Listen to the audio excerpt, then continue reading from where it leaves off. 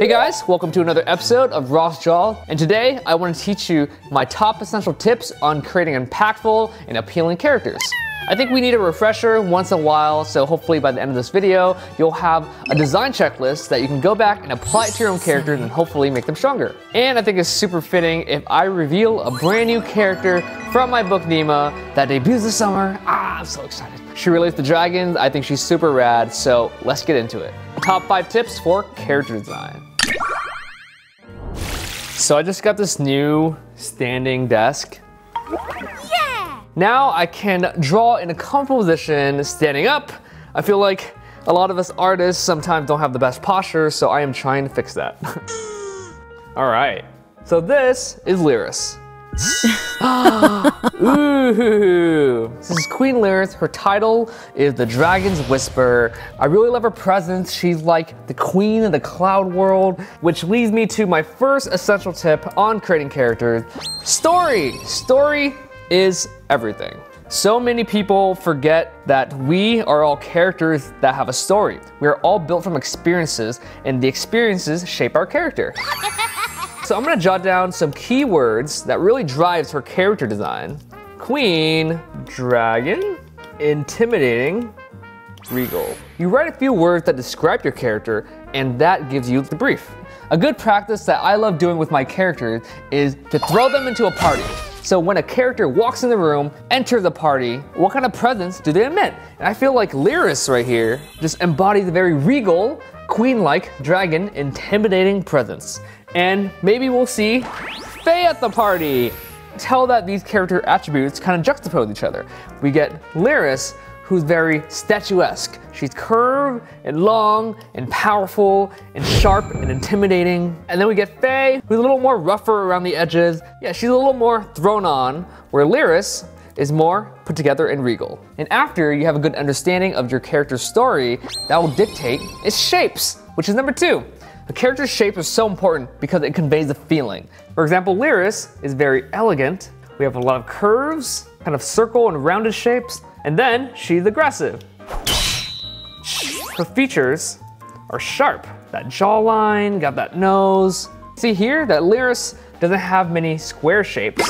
She's not like a tank, or she's not that heavy. She's elegant and sharp. It's your job to understand how much of each shape your character will have. I say her elegantness is maybe 70% and her sharpness is 30%. At the end of the day, visually, we understand the character by its shapes. SpongeBob! Patrick Star! We have Kirby! And so I love to break my characters down into really basic shapes as well. This would be NIMA's. This would be Faye's. This is Sloan. This is Ame's.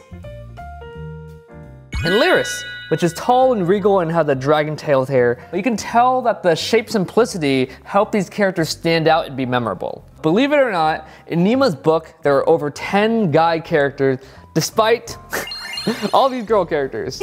So maybe you can go back to your characters and try to simplify it into basic shapes. And tip number 3 is flow. The flow of your characters. The visual flow of Lyris, regal, calm, she's a queen. Like squint right now. A lot of the design activity is up here. That's where I want you to look. And so everything supports that. I'm not trying to distract too much. So much stimulus. See, a common problem sometimes is when people add too much. And so we, as the audience member, don't know where to look. So you want to simplify and have a focal point for your flow. I love hiding compositions inside my characters and paintings. Big fan of the S. So you start from here, and you look at her face. And to contrast this curve, I have a straight line. Faye's character design flow here is more triangular and stoic. And so you obviously see this triangle here. And then you can see another triangle with a cape. With her spirits, there is another triangle. Nice. And character design tip number 4 is 3s, which I totally missed the opportunity to make that tip number 3, so damn it. The 3s rule is very popular and you'll hear a lot in your artistic journey. It's actually everything in life big, medium, small, foreground, middle ground, background, gold, silver, bronze. 3 is just a magic number biologically engineered inside our brains. So the 3 features Lyris encompasses is her dragon tail hair, dragon claws, and her crescent earring. For my character Sloane, we have the cool sword, we have a cool cape, and we have super cool hair. 3 is just like a parameter, you know, you don't have to stick by 3, but generally you want it less than 5. You don't want to overwhelm your audience with too much stuff.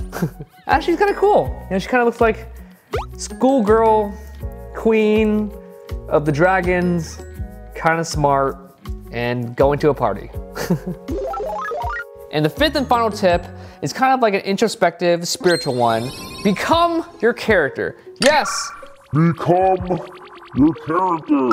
I feel like this is missing in a lot of art and design today, is we forget that these characters are an extension of us. I feel like a lot of art and design today is very flashy, you know, very like, oh, hit that like button. By becoming your character, you can get inspired and understand how this character operates, how this character fights. Here are some stuff I made for NIMA's book of Lyris. I love her so much. She had these really cool crescent earrings. She's the queen of the cloud world. I understand how she fights. In the shower, I'm kind of like playing with these characters. That sounds really weird. All these characters belong to you. They're a piece of your soul. I feel like I understand Lyris enough, so I want to take it to the next step and create a character illustration for her. Oh my God. She's like elegant. She's beautiful, but she's deadly. All those character design basics that I've taught before plays into the story.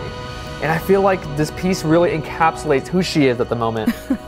And to recap, our 5 essential tips for character design is story, shapes, flow, 3s, and become your character. I hope you guys enjoyed the reveal of my new character Lyris, and I can't wait for you guys to learn more about her in NIMA's book. So I'm gonna try to finish this, and I'll check back soon.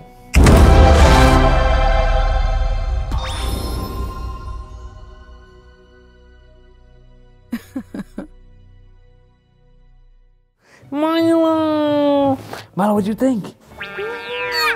Hey guys, I hope you enjoyed the episode. Now you have a design checklist where you can go back, apply it to your own characters, and hopefully you'll get it to a point where you absolutely love them. Yeah. This video parallels with my epic Patreon update called NIMAverse. Yes, this is probably the biggest update I've ever had, and it's to prepare for NIMA's release later this summer. I'm basically doing like a mini RossDraws art school, focusing on world building, portfolio building. At the end of it, we'll have our own little world. And all my patrons that sign up by the end of the month gets a free mystery pin. There are 17 characters in the world of NIMA, and you guys will get either NIMA, Faye, Sloane, or Lyris. Yes, I'm so excited. So you can check out everything at patreon.com/RossDraws. I cannot wait for you guys to see this book. It is like the best thing I've ever made in all my lives. Next week, I'll be teaching you guys top tips on how to create your landscapes. So don't forget to subscribe, and remember, every day is a color dodge day.